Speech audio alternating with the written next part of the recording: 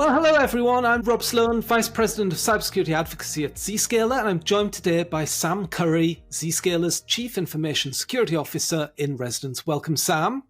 Good to be here. Thanks for having me, Rob.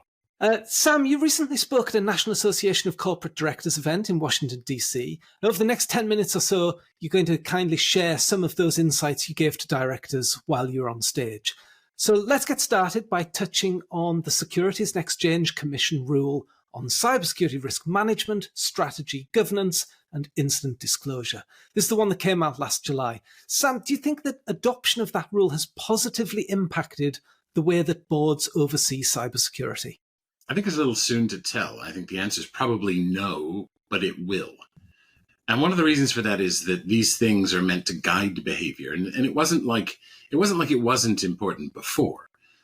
There were absolutely rules around materiality and around cyber events and incidents that would have required things like disclosures. This just outlined it much more specifically and gave a little bit more guidance. And in fact, we've seen people actually follow it even before it went into effect. So MGM did, for instance, with its incident. So while it has changed some behaviors, it's far too soon to tell over something as big as the space of companies affected by securities, if that's actually going to have a lasting effect and what sort of effect that will be and how it affects it will play out over time. It's not like there's a single set of best practices we will all leap to as a result of this. So that game is actually playing out right now. Let's think about director expertise in cyber for a moment. I think it's fair to say most boards, public or private, are going to have some knowledge of cyber risk among the directors. A few may even have a director with a cybersecurity background or deep subject matter expertise. What's the baseline knowledge of cyber risk that all directors need, in your view? Well, I'd start by saying that I think one of the biggest problems in cybersecurity is lack of alignment with the business, and that continues to be a problem. Now, that doesn't mean that it can't be bridged.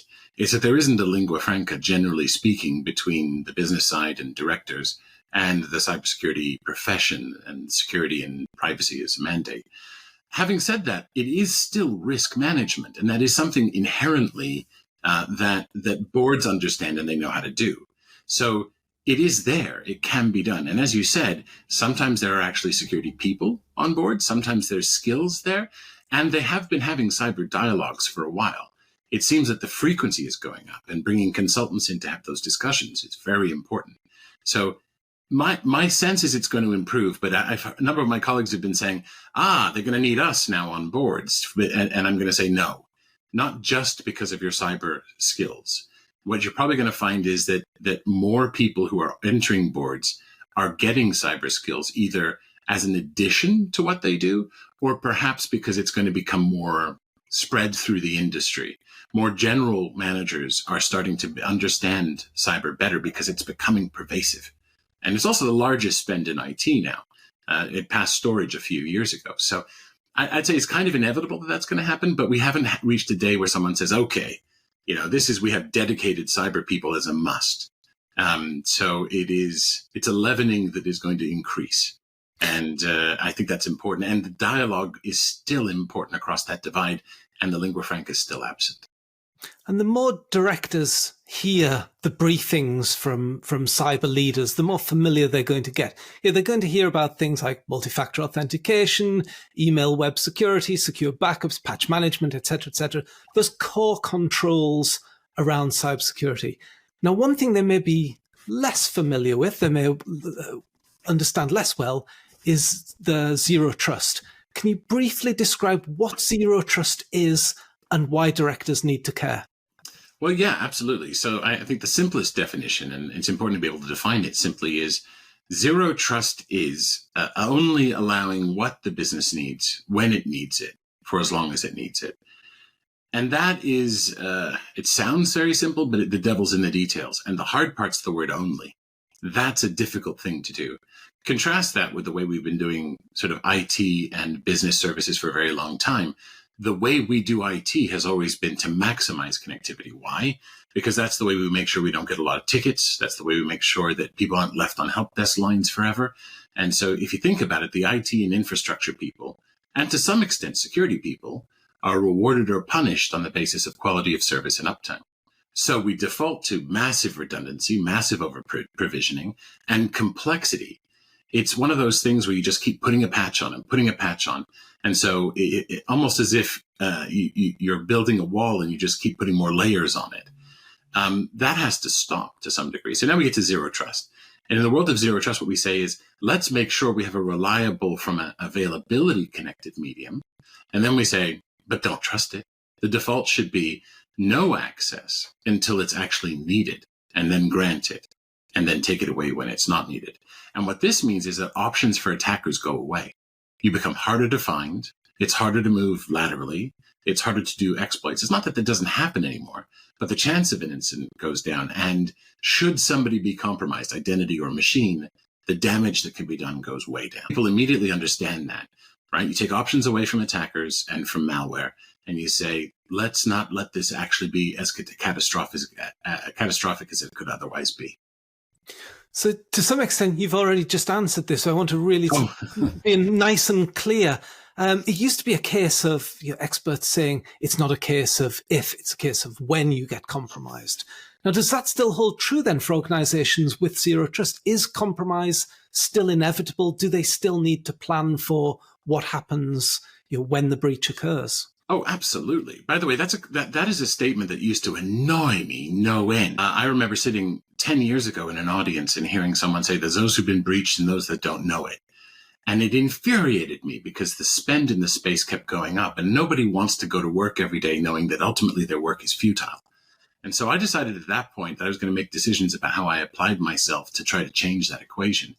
And I would say that it's still you must still assume compromise is happening, because that's what makes you lean in.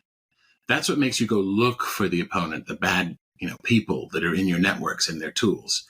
If you just sit there and go, okay, the days of assumed compromise are gone, is the day that they'll come get you. So unlike other parts of IT where there's first order chaos, where nature is the enemy, a failed part, a failed process, that kind of thing, we have an intelligent opponent.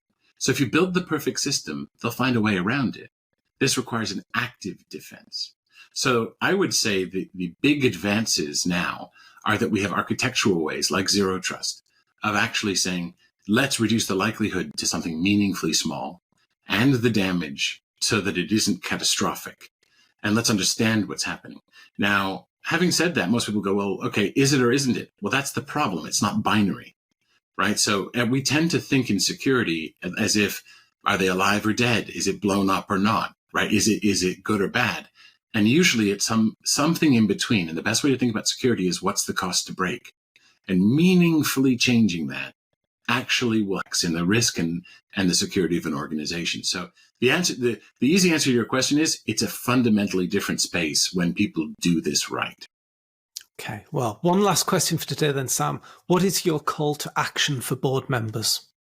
Well, that's dependent on a couple of things. The first thing is many boards have more or less, they're on a continuum of cyber sort of knowledge. For them, I would say you do need to upgrade your accessibility and maybe your awareness. It might be time to think about some basic education in cyber, and no shame in that at all, because you'll find you'll understand it. It is understandable. The other thing is many companies sit somewhere on a maturity scale. It's good to have an outside assessment sometimes. That is not to bayonet the wounded. It's not to make your security team suffer. It's to support them better. And I'm going to say the most important thing is trust. Internally, ironically, you want zero trust in your infrastructure, but you want to maximize trust. So, like, I don't trust the green dashboard, right? If the whole thing is green, someone is hiding something or it's been polished to within an inch of its life. What you want is to be able to create a place of safety to have these conversations. You want to, and that might mean involving the legal team, because it's not like there's an envelope you open and you pull it out and it says, oh, this one's red, it's critical. Instead, it requires conversation, as with any risk, to understand what does this mean for us. And to do that, you have to be able to talk about the spectrum of risk and threat and defenses and what you're going to do. One of the biggest things we have to avoid is this notion that there's some critical failure somewhere, and when we find it, we have to hide it. That's not what's going on. In fact, we have to do the opposite. We have to create safe spaces to have the conversations. And now speaking as a board member of several boards, rather than just a cyber professional, I trust the person who brings red things to me because I know that person isn't hiding things and they want conversation. I will never penalize somebody for a red thing on a slide or a dashboard or a report. Quite the contrary. I'm going to give them more power. Superb. Sam, we're going to wrap it up there. There's a lot to think about in a short amount of time. I really appreciate you taking the time to share that today.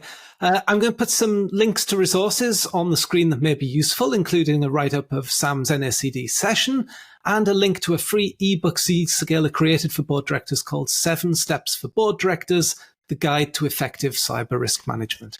Scan the QR code or copy the link. You'll also see contact details for me and Sam. If there's anything you think we can help with, please don't hesitate to reach out. Thanks again for your time. Enjoy the rest of your day. Take care. Bye-bye.